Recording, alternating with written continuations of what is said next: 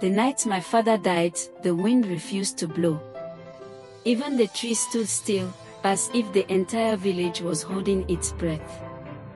They said it was a sign. But nobody told me what it meant. My father, Chief Odigon, was not just a man. He was a pillar. A voice people feared and obeyed. When he spoke, even elders listened. When he walked, people stepped aside. But that evening, he lay silent on a raffia mat in the center of our compound, his eyes closed, his body cold. And for the first time in my life, I was afraid of him. Women wailed into the night. The air was thick with grief, with dust, with something I couldn't explain. Men gathered in clusters, whispering in low voices, as if saying the wrong thing might wake him. I stood beside his body, staring, waiting, hoping he would move. But he didn't. He lived a full life, one elder said, placing a hand on my shoulder. I nodded, even though my chest felt heavy. They began the burial rites before midnight. In our village, important men were buried quickly, before the night grew too deep. Let him rest, they said. So we buried him. We covered him with earth. And just like that, my father was gone. Or so we thought. That night, sleep did not come easily. The compound was quieter than I had ever known it. No late conversations. No laughter. Just silence, broken only by the distant cry of a night bird. I lay on my mat, staring into the darkness. Something felt wrong. Not grief. Not fear. Something else. Then it happened. I froze. At first, I thought I imagined it. Then it came again. Knock, knock. Slow. Heavy. Deliberate. My heart began to race. Who would visit at this hour? I sat up, listening carefully. The sound came from the front door of our hut. Everyone else was asleep. Or pretending to be. I stood up slowly, my legs suddenly weak. Who is there? I called out. No answer. Just silence. Then, this time louder. My throat went dry. Something inside me whispered, "Don't open it." But something else, something stronger, pushed me forward. I reached the door. My hand trembled as I lifted the wooden latch. And slowly, I opened it. At first, I saw nothing. Just darkness. Then my eyes adjusted. And that was when I saw him. Standing there. Not moving. Not breathing. Just standing. My father. Chief Odigon. The same clothes we buried him in. The same face. But something was wrong. His eyes were open. Wide. Empty. Watching me. I stumbled backward, my heart slamming against my chest. "No," I whispered. "This is not possible." But he didn't speak. He didn't blink. He didn't move. He just stood there, staring at me like I was the stranger. The air around him felt cold. Heavy. Like the night itself was pressing down on my skin. "Father," I called, my voice shaking. No response. Not even a breath. Just that gaze. Unblinking. Unnatural. And then, slowly, he turned. Not like a normal man. Not with life in his body. But stiff. Controlled.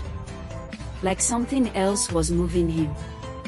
And without a word, he walked away into the darkness. I didn't sleep that night. At dawn, I ran to the grave. My hands shaking, my breath unsteady.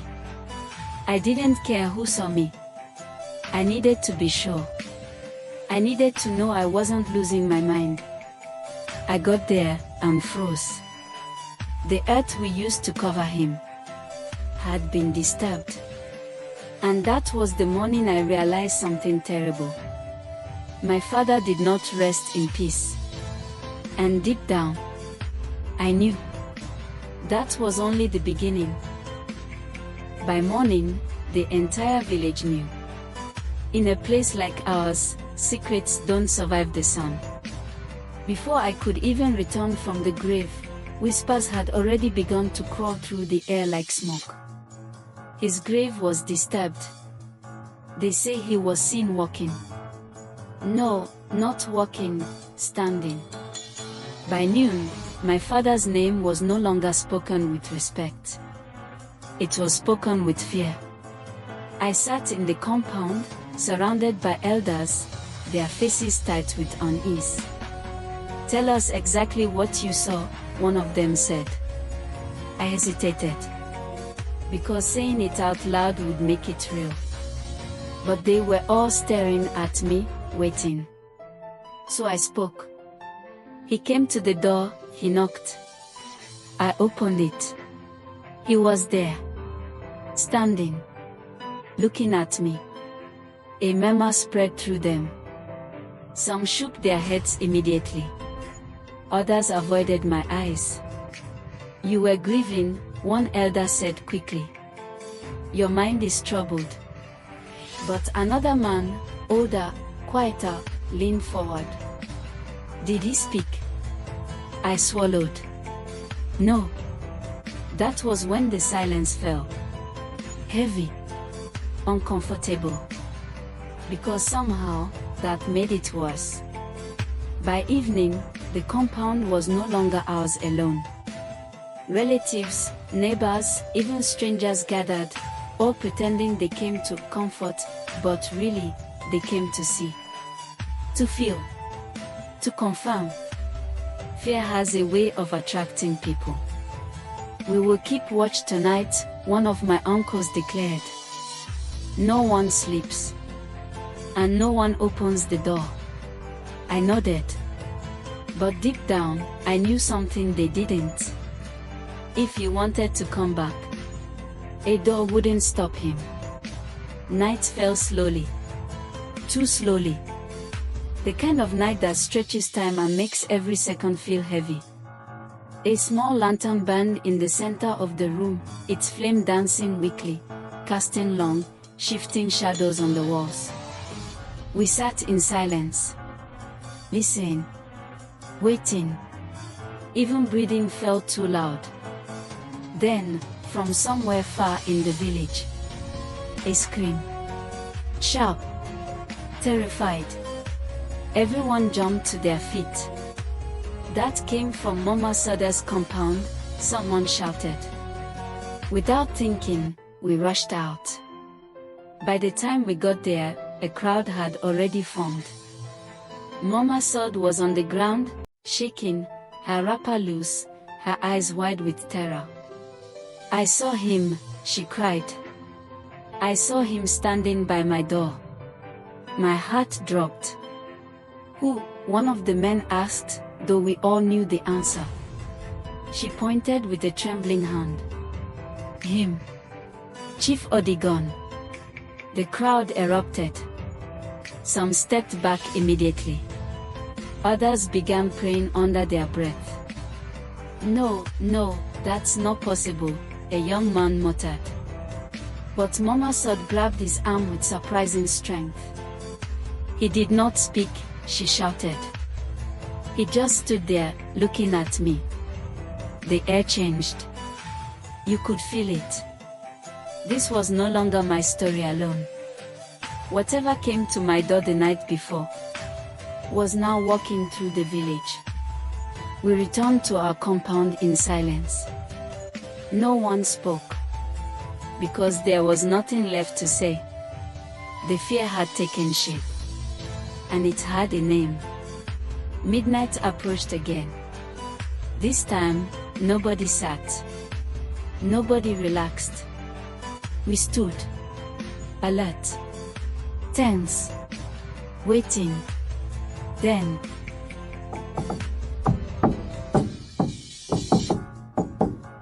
soft, but clear. Every head snapped toward the door. My chest tightened. It was back. Nobody moved. The lantern flickered violently, as if reacting to something unseen. Then again. Knock, knock.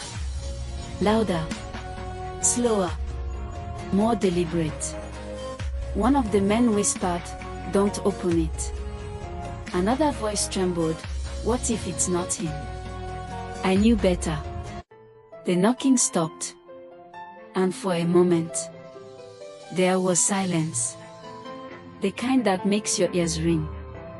Then something unexpected happened. The knocking came again.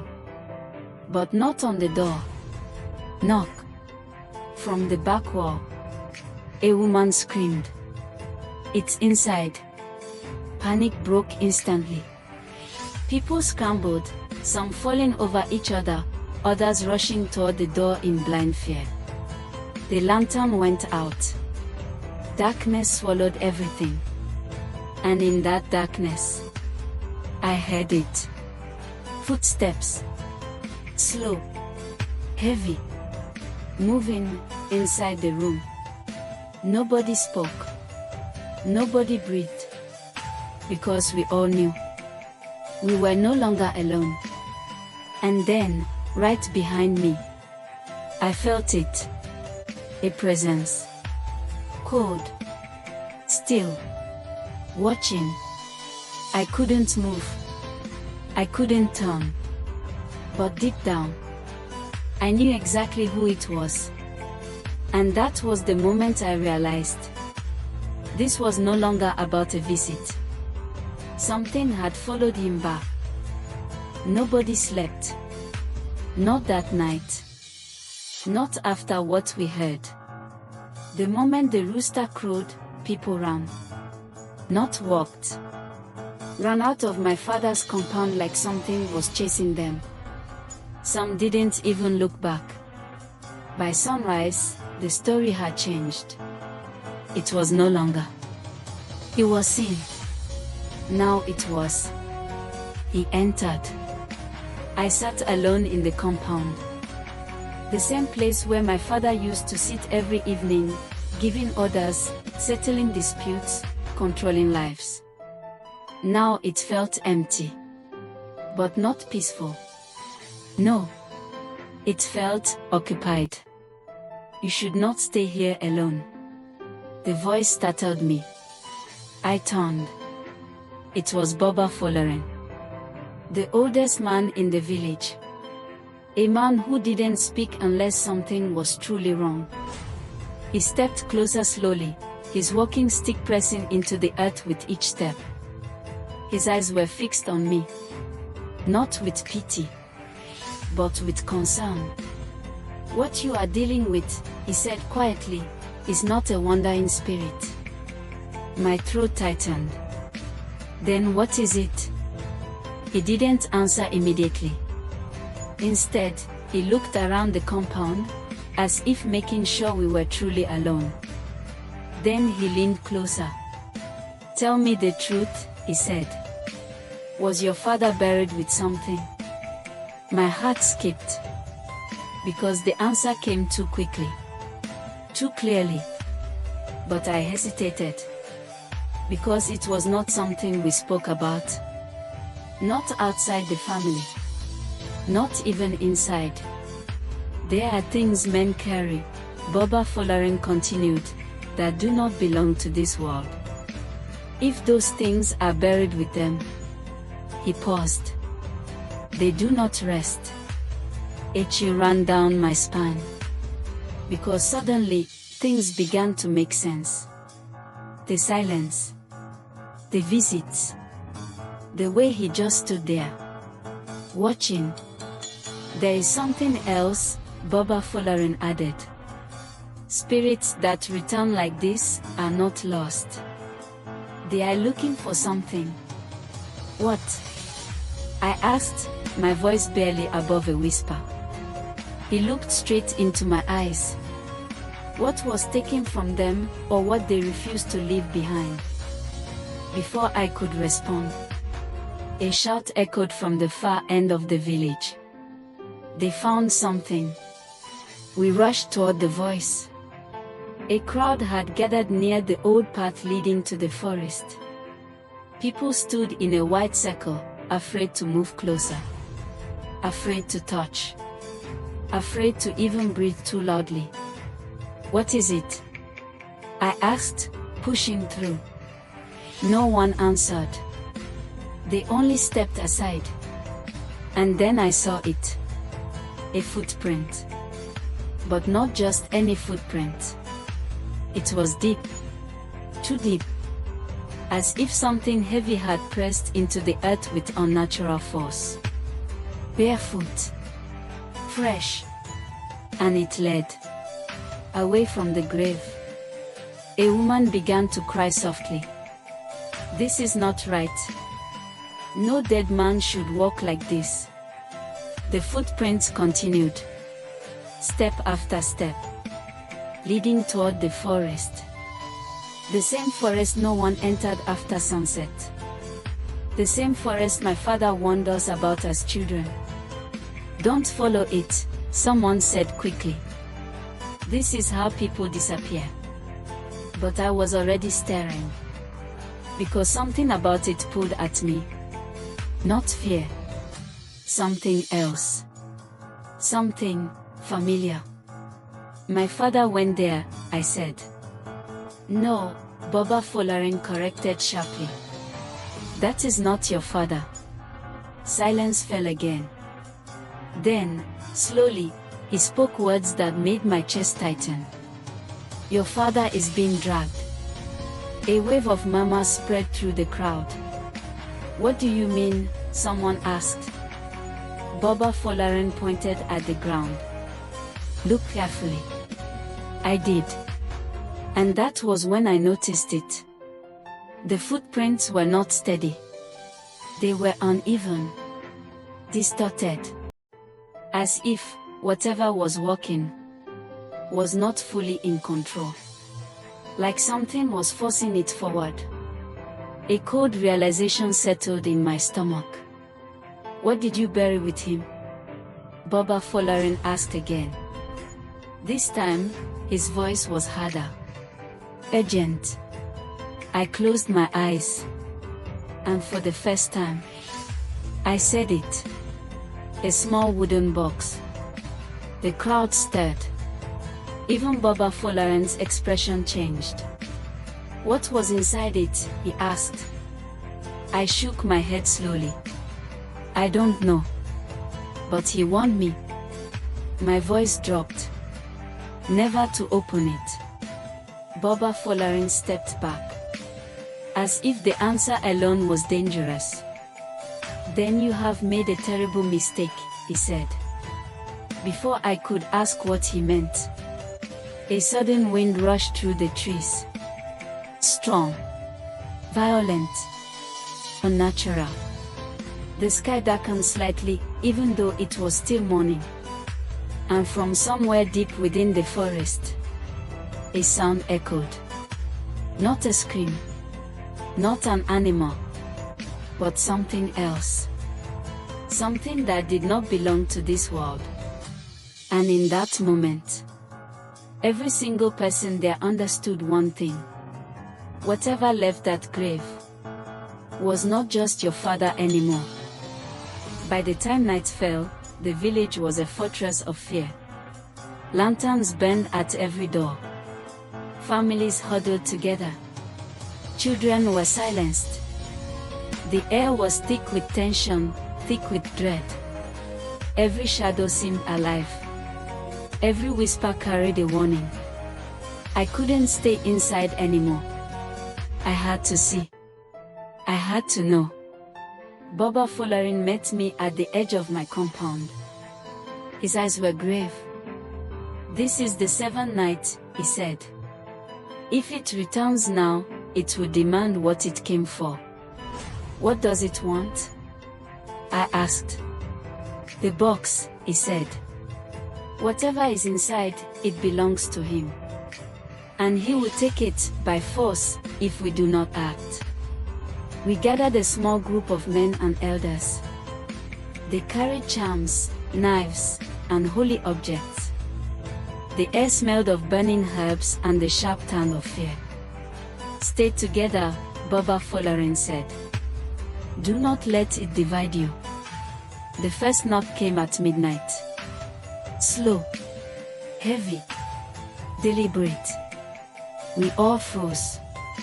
Every head turned toward the door. Then a second knock, from the back wall, from the front door, from every corner at once. It was him. My father, or what had become of him. He stepped inside without opening doors. His eyes, empty, hollow, but somehow full of something yearning. And then, he spoke. "My box." The words were low, gravelly, not entirely human. "It belongs to me." Boba Folarin stepped forward. "You do not. You are no longer human, spirit, or dead. Leave this world." The figure hesitated, as if hearing him for the first time. But its gaze locked onto me. "You hid it," he said. "You disobeyed." I froze. I didn't open it," I stammered. "Then you will deliver it," he said. Suddenly, the ground shook. The lanterns flickered violently. People screamed. The smell of rot and soil filled the air. And then, it lifted the box from its hiding place. The small wooden box, carved with strange symbols, glowing faintly, seemed alive. It paused in his hands. And then, he vanished. A scream pierced the night. It was my cousin, Tong. He had tried to run. But something unseen grabbed him from behind. He vanished into the darkness, leaving only his scream echoing through the village.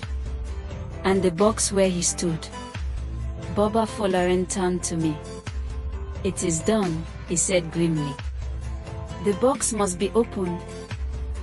I knew what had to be done. I had to open the box. And I had to face my father, or whatever he had become. The village waited silently as I approached the box. My hands shook. I took a deep breath and lifted the lid. Inside, a small bundle of old cloth. I unwrapped it slowly. And what I saw made my blood run cold. It was a tiny, perfectly carved doll, looking exactly like me. With eyes that seemed to blink. And a note carved into it. "He cannot rest until one of you takes his place." A scream rose from behind me. Boba Folarin shouted. "It has chosen. Run." But it was too late. The darkness surged. The forest around us came alive with shadows, twisting toward the village. I felt a cold hand, solid, heavy, grab my shoulder. And then, the last thing I heard before the night swallowed everything.